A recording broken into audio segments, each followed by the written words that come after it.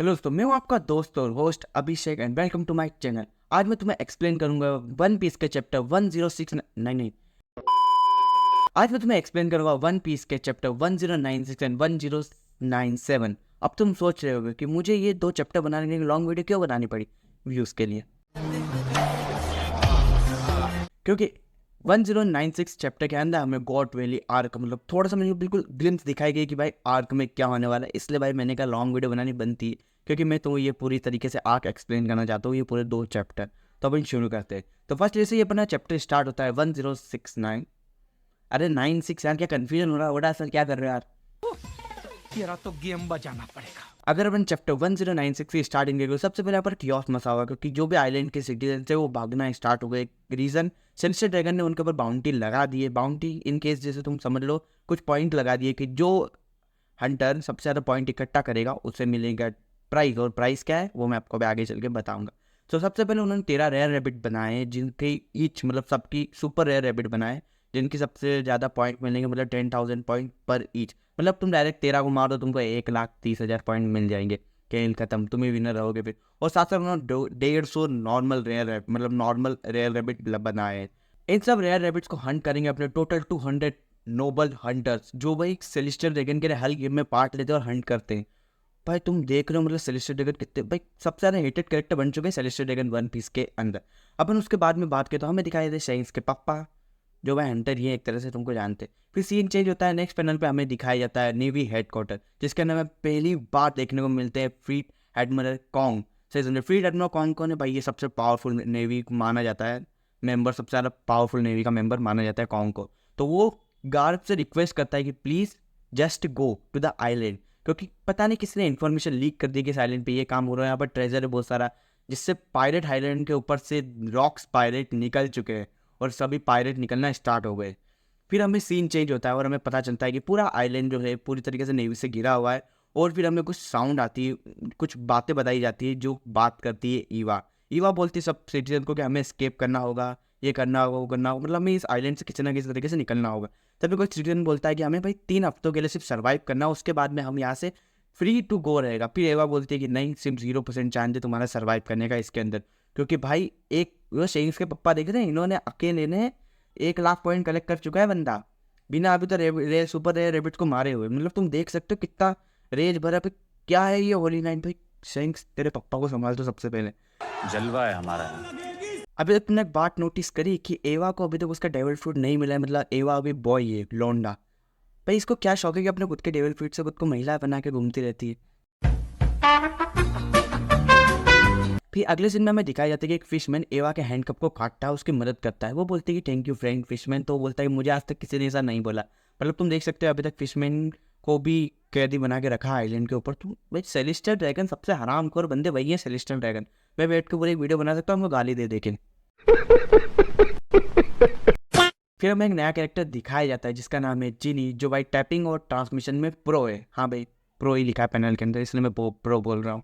तो वो प्रो है, तो वो सिर्फ एक सिंपली एक पैनल के थ्रू सबको बताती है। जिनी पहले ही अपनी ट्रांसमिशन स्किल के थ्रू बाहर सिग्नल भेज देती है आइलैंड के, जिसके कारण पायरेट्स को पता चल जाता है कि इस आइलैंड पर कुछ होने वाला है, पर ट्रेजर है। इस तरह उनको सिग्नल मिलता है, इस तरह बात लीक होती है। साथ साथ हमें वो एक और चीज़ बताती है जो किसी को नहीं पता थी पूरे आइलैंड पे, कि इस आइलैंड के ऊपर 2 डेविल फ्रूट भी है, जो सेलेस्टियल ड्रैगन लेके आए थे प्राइस के तौर पे। जो सबसे ज़्यादा किल करेगा उनको मिलेगा। जो प्राइस की मैंने तुम्हें बात बताई थी स्टार्टिंग, वो यहाँ कनेक्ट होती है। तो इसमें प्राइस वो बताती है कि इसके अंदर प्राइस के अंदर 2 डेविल फ्रूट है। सबसे पहला devil fruit mythic dragon devil fruit, जो भाई जिसका नाम है यूनो जो काइडो का ड्रैगन फ्रूट रहेगा, जिससे किसी भी पर्सन को वो एक बीस्ट ड्रैगन में कन्वर्ट होने की पावर देता है। मिथिकल ड्रैगन में कन्वर्ट होने की पावर देता है। वो साथ साथ जो दूसरे ड्रेगन फ्रूट के बारे में बताती है कि ये पॉपो फ्रूट है, जिसका वो नाम नहीं बताती, लेकिन हमें पता है, मैं बता देता हूँ, निक्योनोमी फ्रूट है, जिससे हमें पावर मिलती है किसी भी आदमी को एक आइलैंड से दूसरे आइलैंड पर ट्रैवल करने की, और खुद को भी ट्रैवल कर सकते हैं। साथ साथ किसी और के पेन को भी हम एक पॉ के अंदर स्टोर करके निकाल सकते हैं। तो ये अपने कुमा के डेविल फ्रूट की पावर देती है। तो एवा यहाँ पर प्लान बनाती है कि हमें जाके डेविल फ्रूट चोरी करना होगा, कि जिससे अपन इस आइलैंड से एस्केप कर पाए। तो ये प्लान तो बिल्कुल सही था। अब जैसे हम नेक्स्ट पैनल पर शिफ्ट होते हैं, यहाँ पर हमें एक शिप का ब्लास्ट देखने को मिलता है, जो करता है रॉक्स पायरेट। भाई रॉक्स पायरेट आ चुके थे वो भी आइलैंड के पास। और फिर हमें एक नीचे कुछ वर्ड्स देखने को मिलते हैं जिसमें वो बोलता है then we hear a word you waste your time navy, follow me Rocks pirate, जो भाई खुद रॉक्स बोलता है अपने क्रू को और उसके क्रू के अंदर हमें दिखाए जाते हैं। सबसे first Newgate the whitebeard, साथ साथ में the big mom Linlin, the king of the beast pirate Kaido, जो अभी नहीं बना है, बीस्ट पायरेट नहीं बने लेकिन हमको तो पता है ना। तो भाई काइडो देखने को मिलता है जो भाई मतलब बिल्कुल उनके प्राइम में दिख रहा है अपने को। और भाई लिन लिन ने उसका डेविल फुट है लिन लिन के पास, क्योंकि तुम देख सकते हो उसके पास उसका ज़्यूस भी और उसका सन वाला क्या नाम है मेरे को नहीं पता, लेकिन वो दोनों भी उसके साथ ही। साथ साथ हमें एक शॉर्ट्समैन दिखाया जाता है, इसके बारे में कंफ्यूज थोड़ा, लेकिन मुझे लगता है कि ये वही शॉर्ट्समैन है जो हम आई थिंक जोरो को मिला था उसके आइलैंड पे जिसने उसको शॉट दी थी, लेकिन मुझे नहीं लगता है वो होगा। और जैसे अगला पैनल चेंज होता है हमें देखने को मिलता है रॉजर, सही समझा, मेरे को देखने को मिलता है रॉजर पायरेट्स, जो भाई वो तो उनके पूरे प्राइम में ये बिल्कुल बिल्कुल आग लगा रखे पूरा आइलैंड पे आती है। और साथ साथ हमें देखने को मिलते हैं रॉजर के पास स्ट्रॉ हैट। तुमको एक पता है पैनल हमने, तुमको पता है ना एनीमे में एक चीज़ देखी थी, जब शैंक्स मिला था रॉजर को तो एक ट्रेजर के चेस्ट में मिला था, जब ट्रेजर के चेस्ट खोला तो उसे शैंक्स मिला था, लेकिन उस टाइम पे उसने हेड पहनी थी, पायरेट हेड पहनी थी उसने, जब नॉर्मल पायरेट हेड, लेकिन इस सीन के अंदर उसने पहनी है एक स्ट्रॉ हेड। मतलब इसी आइलैंड के ऊपर कुछ फाइट के थ्रू शायद वो अपनी स्ट्रॉ हेड निकाल देगा कि वो खुद को वर्दी नहीं मानेगा उसे पहनने के लिए। क्या होगा, आई थिंक वो गार्ड के साथ हेल्प लेके कुछ हराएंगे रॉक्स को, वो आगे अपने को पता नहीं है, ये भी एक थ्योरी बन सकती है, तो उस पर अपन बात तो कर सकते हैं, वीडियो तो आ सकती है थ्योरी पे। भाई देखो नए नए टॉपिक मिलते हैं एक चैप्टर के अंदर। और इन सब कांडों के बीच गार्ब भी आइलैंड के ऊपर आ जाता है। भाई गार्ब भी आगे और गार्ब से यही बोलता है कि भाई रॉजर कहाँ है मुझे बताओ, मैं जा रहा हूँ रॉजर को पेलने, मुझे और किसी से मतलब नहीं। फिर हमें नेक्स्ट पैनल में देखने को मिलता है कि ईवा और कुमा के हाथ में डेविल फ्रूट आ चुके थे। तुम सोचो कैसे, इसके पहले होली नाइट ने बोला था कि जितनी भी सोल्जर्स है सबको सिक्योरिटी पर लगा दो सेलेस्टियल ड्रैगन की, क्योंकि पायरेट्स आइलैंड पे आ चुके हैं। ईवा के ऊपर हमला कर देती बिग मॉम और छीन लेती उससे काइडो का डेविल फ्रूट। उसी टाइम पे ईवा बोलती कि कुमा तेरे पास जो डेविल फ्रूट है तो उसे खा लो, और कुमा उस डेविल फ्रूट को खा लेता है। और उसी टाइम पे कुमा के ऊपर एक अटैक होता है, जो अटैक करता है 5 एल्डन का एक मेंबर सैटर्न। सही समझे भाई, सैटर्न हमें 2 चैप्टर पहले भी देखने को मिला उसके प्राइम में अवेकन फॉर्म में, और इस चैप्टर में भी आ गया। मतलब तुम्हें इंपॉर्टेंट पता है कि क्या होने वाला है अगले कुछ चैप्टर्स के अंदर। मुझे पता है कुमा वर्सेस सैटर्न की फिर से फाइट दिखाई जाएगी इस पैनल के अंदर, अगले कुछ चैप्टर्स के अंदर देखते क्या होगा। अब एक पैनल के अंदर अपने को कुमा और सैटर्न दोनों दिखाई जाते हैं, जिसमें सैटर्न उसको बोलता है कुमा को कि भाई अब तेरे पास सिर्फ 2 ऑप्शन है, तू मेरा नौकर बन जा, सेलेस्टियल ड्रैगन का नौकर बन जा, या फिर तुम मर जा। जब भी अपना कुमा उसको जवाब देता है क्या कोई भी बॉर्न नहीं होता एज ए स्लेव और एज ए इम्पॉर्टेंट, तुम खुद बनते हो। उसी में बोलता है अपना कुमा कि मैं बनूंगा गॉड नीका जैसा और मदद करूंगा पीपल्स की जिनकी मैं कर सकता हूँ मेरी पावर से। और फिर अपना पैनल चेंज होता है और गॉड वैली आर्क अब खत्म हो जाता है, और पता नहीं कैसे कुमा ईवा और जिनी बच के एक अलग आइलैंड पे आ जाते हैं, जिस आइलैंड का नाम है सॉर्बेट किंगडम। पैनल चेंज होता है और हम देखते हैं कि कुमा ईवा एंड जिनी एक नए आइलैंड के ऊपर आ जाते हैं जिसका नाम है सॉर्बेट किंगडम। यहाँ पर वो आ जाते हैं और पता नहीं कैसे आ जाते हैं, वो सब ओडा जाने अब, क्योंकि हमें गॉड वैली आर्क उन्होंने वहीं तक दिखाया है, फिर दूसरे चैप्टर में तो हमें कुछ नहीं दिखाया गॉड वैली का, तो हमें यहीं तक गॉड वैली दिखाया गया है। फिर इसके आगे चैप्टर में कंटिन्यू होता है कि हमें देखने को मिलता है कुमा ईवा और जिनी की बातें कुछ देखने को मिलती है, और कुमा बोलती है और ई बोलती है कि कुमा तुम्हारे पास तो पावर है, उसका नाम है हैंड ऑफ लिबरेशन, तुम्हें एक नई पावर मिली है जो हैंड ऑफ लिबरेशन, क्योंकि उसके हाथ से वो फॉर्म क्रिएट कर सकता था कुछ, जिससे वो ट्रेवल कर सकते थे आइलैंड टू आइलैंड। फिर उसके बाद में हमें देखने को मिलता है कि ईवा आइलैंड छोड़ के चली जाती है, तो जिनी बोलती है मुझे यहाँ पर रुकना है कुमा के साथ, और फिर वो दोनों रुकते हैं। अब चैप्टर 1096 के हमें कुछ ही 2 पेज बचे थे, जिसके अंदर हमें बहुत सारे सीन दिखाए जाते हैं कुमा एंड जिनी के ऊपर, जहाँ पर वो कैसे पैसे इकट्ठे कर रहे हैं, लकड़ियाँ वुड चॉपिंग कर रहे हैं, साथ साथ अलग अलग उनको बंदे परेशान भी करते हैं तो उनसे भी कैसे हैंडल कर रहे हैं, साथ साथ वो कुछ स्लेवरी से लेके अपने इमोशन भी शेयर करते हैं। और हमें लास्ट पैनल के अंदर और एक ड्राइंग दिखाई जाती है जिसके अंदर कुमा फिर से रोता है, जो भाई बहुत इमोशनल तो कर ही देता है एक टाइम के ऊपर। फिर अपना चैप्टर एंड हो जाता है और फिर अपना चैप्टर स्टार्ट होता है, तो चैप्टर 1069, अरे हो गया ना। फिर अपना नया चैप्टर स्टार्ट होता है 1097। फिर हमें गॉड वैली के 8 साल बाद का सीन दिखाया जाता है, जिसके अंदर कुमा की एज 17 ईयर ओल्ड हो चुकी है और वो कुछ अपनी डॉक्टरगिरी कर रहा है, जैसे उसने लूफी के साथ किया था। नथिंग हैपन, तो हाँ वो भी किया था उसने। तो इसके अंदर वो वही के किंगडम के जनता की मदद करता है, जिनको पेन होता है उनके अपने पाम के थ्रू उनका दर्द निकाल देता है। वो सिर्फ संडे को करता है, वो भी सिर्फ 1 घंटे के लिए, जिसके अंदर जितने पेशेंट आ सकते हैं उनकी मदद करता है। तो उनके वहाँ के लोग उसे मना रहे थे कि तू भाई 1-2 दिन और बढ़ा, 1-2 घंटे और बढ़ा। उसी में एंगर के अंदर एक फिर वही एंगर के अंदर डायलॉग आते कि नहीं ऐसा कभी नहीं होगा, और हमें देखने को मिलती है जिनी, वो भी 21 ईयर्स ओल्ड। फिर हमें बताया जाता है कि सॉर्बेट किंगडम का नया राजा बन चुका है, जो भाई बहुत तुमको पता है, प्रेडिक्ट तो कर ही लिया होगा, नया राजा बना है तो भाई क्रूल ही होगा, भाई बदमाशी होगा साला।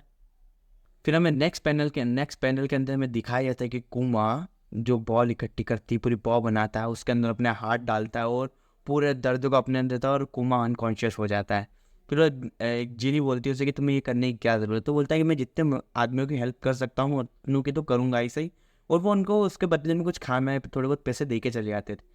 फिर हमें अगला पैनल दिखाया जाता है जिसके अंदर कुमा की एज 22 ईयर्स ओल्ड हो गई, और इसके अंदर जीनी कुमा को प्रपोज करती है फॉर मैरिज, लेकिन कुमा उसे मना कर देता है क्योंकि कुमा को पता है उसका ब्लड लाइन कैसी है, उसकी ब्लड लाइन के कारण उसकी माँ की भी जान कैसी है, इसलिए उसको मना कर देता है। लेकिन उसी पैनल के अंदर हमें दिखाया जाता है कि कुमा एक पेपर पढ़ता है जिसके अंदर ड्रैगन की फोटो बनी हुई थी, और वो बोलता है कि मुझे इसके साथ तो कभी ना कभी ज्वाइन करना है क्योंकि ये फ्रीडम के लिए फाइट कर रहा है।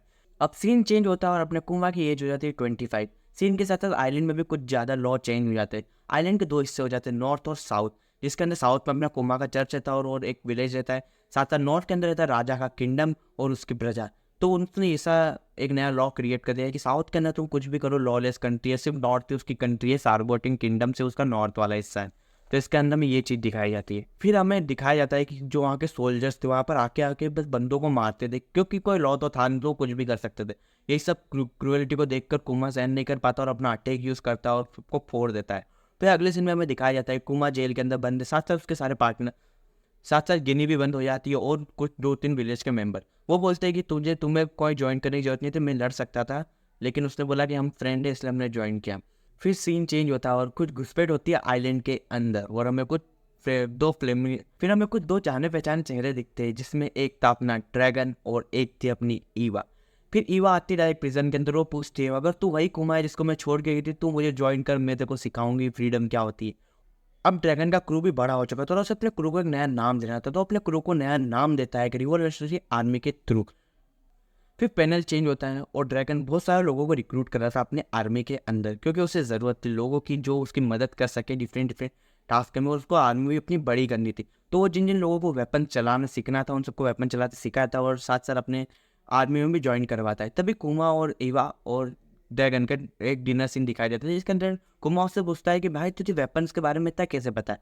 फिर ड्रैगन रिवील करता है कि मैंने पहले नेवी के लिए भी काम किया है, तो मुझे पता है कैसे वेपन्स काम करते हैं। भाई यार तुम सोच सकते हो ड्रैगन नेवी में रहता तो क्या होता अभी तक। भाई लूफी कुछ ठीक नहीं पाता, बता नहीं क्या होता, वो तो ओढ़ा ही जाना, लेकिन अभी तो नहीं है, अभी तो फाइट कर रहा है नेवी के ऊपर। फिर साथ साथ वो थोड़ा सा नेवी को ट्रोल भी करता है कि नेवी की जो बैग के ऊपर लिखा है जस्टिस, वो जस्टिस का एक काम का नहीं है, वो सिर्फ लोकल ऐसे ही हवा फैलाने के लिए जस्टिस करते हैं, हमें पता है उनका जस्टिस। नेक्स्ट पैनल में हम जिनी को देखते हैं जो एक ईस्टर्न फोर्स की कैप्टन बन चुके हैं रिवोल्यूशन आर्मी के अंदर। वो बहुत दिनों बाद अब मेन फोर्स के पास जाने वाली थी जहाँ पर कुमा, तो वो कुमा से मिलने के लिए एक्साइटेड थी, तो वहाँ उसके फ्रेंड से थोड़ा ट्रोल करे तो कुमा के नाम से। उसी समय हमें एक पेड़ देखने को मिलते हैं दो, जिसकी पावर भाई अवेकन है, अगर तुम गौर से देखोगे। मुझे लगता है प्रॉब्लली ये सैटर्न होगा, क्योंकि भाई सैटर्न ने आइलैंड पे भी पता नहीं, क्योंकि आइलैंड पे भी उन दोनों का आमना सामना हुआ तो पता नहीं कैसे बच के आ गए थे, और मुझे प्रॉब्लली लग रहा है कि सैटर्न ही होगा, क्योंकि अब सैटर्न से ही उसकी फाइट होने वाली है अगले 2 चैप्टर के बाद। ये सर स्पॉइलर हो गया, मुझे भी नहीं पता, वैसे कुछ भी हो सकता है, वन पीस का वर्ल्ड मैं नहीं जानता। फिर हमें पता चलता है अगले जस्ट पैनल के नीचे कि गिनी वॉज मिसिंग, एक कॉल आता है ड्रैगन को, और ड्रैगन को पता चलता है गिनी मिसिंग हो चुकी है, और ये चैप्टर भी यहीं एंड हो जाता है। तो इन 2 चैप्टर के अंदर में बहुत सारी चीज़ें देखने को मिली कि भाई किस तरह से गॉड वैली जाने वाली, पर उसका एनिमेशन तो मुझे लगता है 5-6 साल लगेंगे, लेकिन जो भी स्टोरी आए कंप्लीट होगी। भाई ओडा इज कुकिंग, और हम उसको कुक करने देंगे क्योंकि हमें पता है कि हमें क्या आने वाला है। भाई वो वाली कुकिंग की बात नहीं कर रहा हूँ मैं, हाँ ये वाल्टर वाइट की कुकिंग की बात नहीं कर रहा हूँ। बात तो सही है। ऐसे हमें बहुत सारी थ्योरी बनाने को मिल सकती है, क्योंकि हमें बहुत सारी चीज़ें बता दी गई है ओडा की तरफ से गॉड वैली के ऊपर। अब गॉड वैली आपको बहुत ही छुपा के बना रहे थे ओडा सेंसर, बहुत पहले से उसको हर जगह इम्प्लीमेंट कर रहे हो। अपने को अभी तक ड्रैगन की पावर भी नहीं पता होता। अगर तुम अभी के लेटेस्ट चैप्टर में ड्रैगन का फोटो देखोगे तो उसकी आँख के ऊपर मतलब इधर साइड पे कोई भी मार्क या फिर टैटू नहीं बना हुआ है, तो ये भी पता नहीं कैसे आएगा। अपने को बहुत सारी चीज़ें अपने को पता नहीं है, तो उसके लिए तुम्हें इंतजार करना पड़ेगा, मुझे भी इंतजार करना पड़ेगा। अब देखते हैं क्या होगा आगे। तब तक के लिए स्टे ट्यून, और वीडियो को लाइक करना, चैनल पे सब्सक्राइब कर देना। भाई ये लॉन्ग वीडियो में बना रहा हूँ तो भाई थोड़ा सपोर्ट कर दो। शॉर्ट को तुम करते हो, इसलिए भाई वीडियो को लाइक कर दो, चैनल को सब्सक्राइब करो। तो मैं मिलता हूँ आपको अगली वीडियो में, तब तक के लिए bye bye and stay healthy.